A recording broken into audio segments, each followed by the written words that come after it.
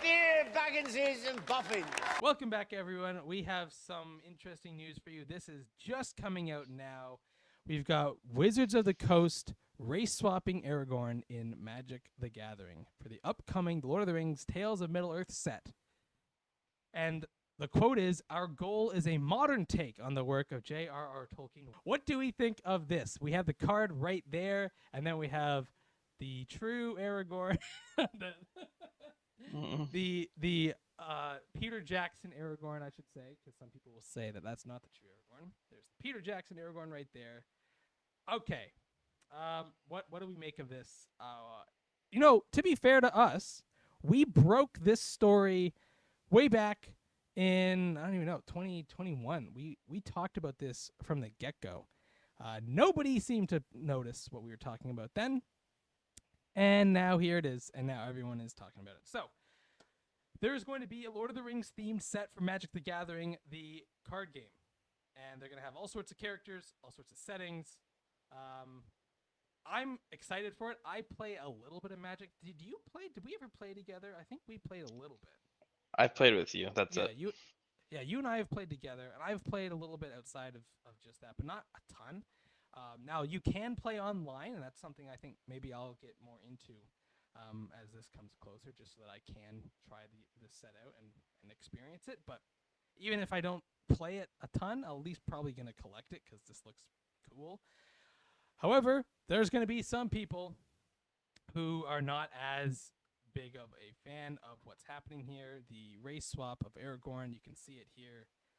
This is now a person of color as Aragorn, and for the most part, the artwork looks good. That's something Magic the Gathering always does do well. I think does a really good job on the artwork. The question is this the right direction to take, especially with the hassle that Amazon is getting for also doing certain race swaps with its characters, or at least with certain races within the world, I should say. So yeah, that's the question. What are your thoughts? Like, does this bother you? Does this detract from the set? It surprises me, but I don't know. It's a tough one for me because, on the one hand, being movie lovers, like we've come to Lord of the Rings through the movies first. We were too young to read the books to their full extent. I did actually read The Hobbit, but I didn't quite.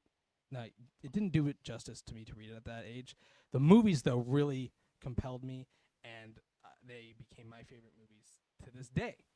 And so, to me, I always, whenever I think of Lord of the Rings, I'm picturing the movies. Yep. And so when you race swap certain characters that are outside of the scope of the movies, it's more palatable to me because there's not something that is fixed in my head. But this image down here of Aragorn, it is fixed in my head. And so to see this, the clothing looks pretty good. But, it's hard for me to look at that card and immediately go Aragorn. No, I wouldn't think Aragorn. Right? I would think that this is just some ranger. Yeah. Maybe. Right. So, is this a problem? It's going to be hard to say. I think what I'll have to do is see the set in its entirety. Individually, I don't know if this would detract from my enjoyment of it on its own. But if they make tons of changes, at some point it makes it hard for me to feel like I'm handling something that is from Lord of the Rings. Do you know what I mean? Like one or two. Is there a detailed description of Aragorn's appearance in the book? Yes. Like, is it? And he's not black, is he? Or is that not mentioned? He's not. Well, I think his skin is considered more of a paler color than some other men. Okay. Yeah, So so I mean, why aren't they just being consistent with the description in the book? yeah, so that's and they say it right there. Their goal is to do a modern take on the work of Tolkien, and that's such a Why not tough. why not a timeless take? I know that's such a tough question. Like, I understand modernizing works. I really do. I think the way that some modern works of like Shakespeare, for example, I love the original. I love seeing a play done with the original dialogue and almost with the original sort of setting. So there's a place close to where we live where we can actually go see these plays, and seeing like Hamlet there, for example, I love it. But I also understand that not everyone enjoys plays like that.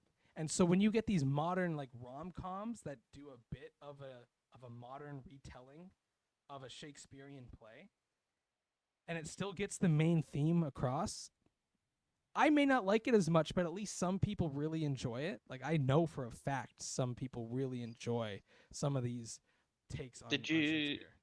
did you see the Macbeth with Denzel Washington yet? No, I haven't. So Okay. yeah, I gotta check that out as well because that's that would be interesting. And I have seen a play. What they did at this at Stratford near where we live is they did a Romeo and Juliet in its authentic style, but they did race swap one of the people. I forget who. Hmm. I thought that was interesting. It's I in that context, it does it does add a sense of modern work to it that isn't it doesn't hurt it. I don't think. Although I'd have to maybe think about it a little bit deeper, but on the face of it, for me, it doesn't actually wreck it by race swapping those Yeah, characters. I know what you mean. For some reason, it doesn't bother me at all for Yeah, Shakespeare especially for because something like I feel Romeo and like Juliet. a play really is meant to kind of the director is meant to do that, but I'm not sure. Do whatever they want. They're meant to put their own take on it. It's always Right, like different movies of the same depicting the same Shakespeare play can be quite different, right, and it's always so and so's version of this. right. I don't know if I feel if Tolkien. I don't know. Maybe it's too recent. Maybe Shakespeare's old enough that I could do this, but for Tolkien, I don't know. I think they should stick with the descriptions in the book for the And artwork anyway. Magic the Gathering, their art is never going to be um, it's never going to be exact. I mean, you can see if you can scroll down a little bit, you can see some of their other characters. They're going to be slightly different. The trolls look slightly different. Um, the elves like there's a cartoonish aspect to it to some degree. Although I think the artwork looks pretty good for the most part. But when it comes to like a major character that you want people to recognize, like that's what's selling the set. Like, okay, I'll put it. I mean, this would be bad. Like if they made Sam black, but he's like Frodo's servant. That's Well, not good. that's what makes it so interesting, right? Because Yeah. it's like okay, so at what point is it okay and when is it not okay? And that would be one where people would clearly say, "Look, you can't do that. Like you just simply can't." And then it becomes like, "Well, who's saying you can't do it? The racists or the non like like who is against, I think they're in agreement, actually. right?" Yeah.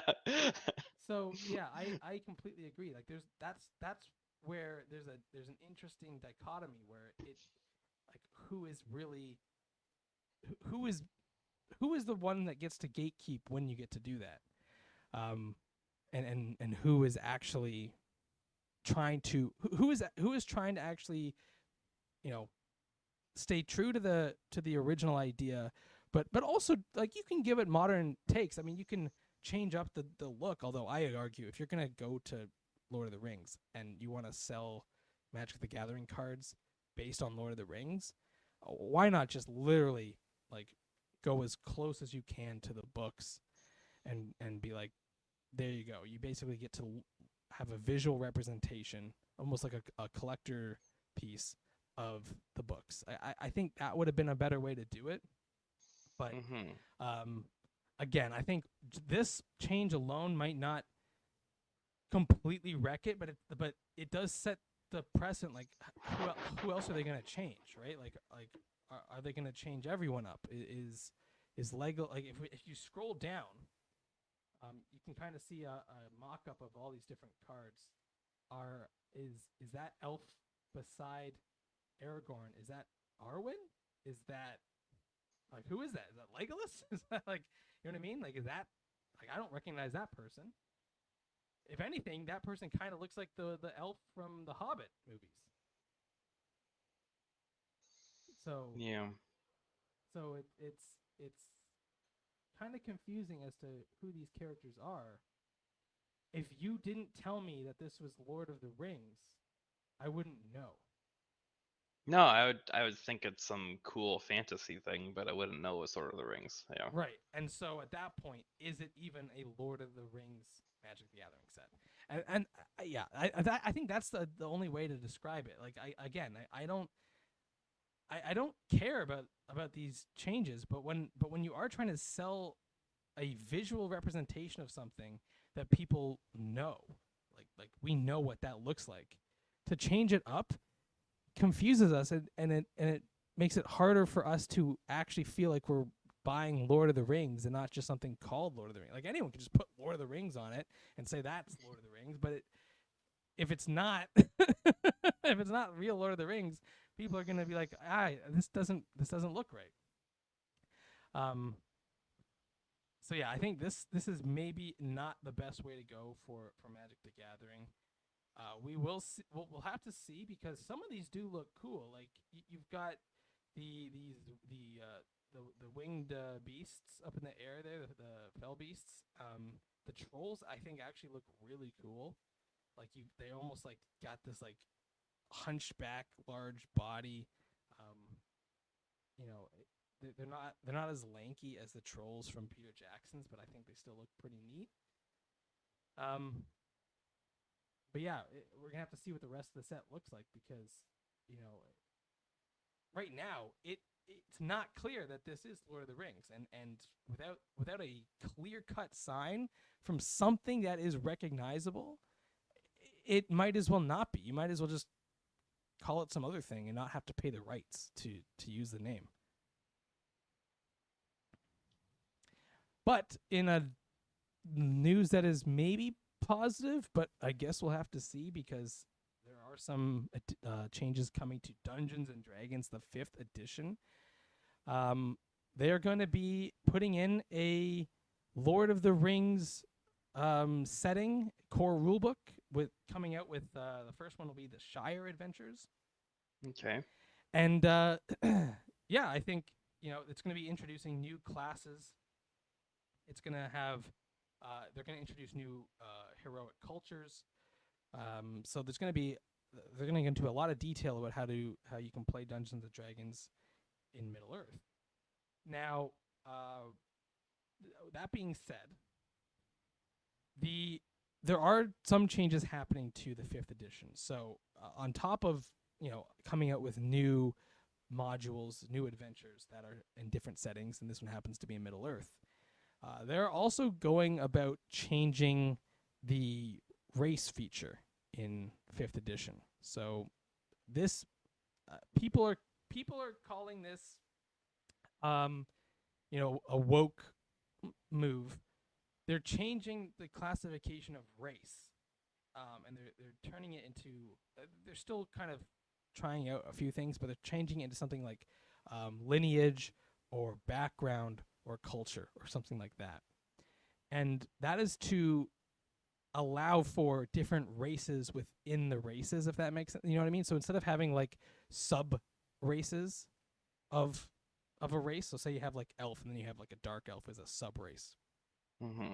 Now it's going to be your either background or your heritage is elf, and then your race of elf is one of those elves. So they're changing that up. I actually think it makes it easier to understand personally, because that's something I've always been confused about when it comes to like what's your like what's your race, and then you're like I'm a elf, and then it turns out you're actually like a drow or something. To me, this makes it way more clear what you're asking. Okay.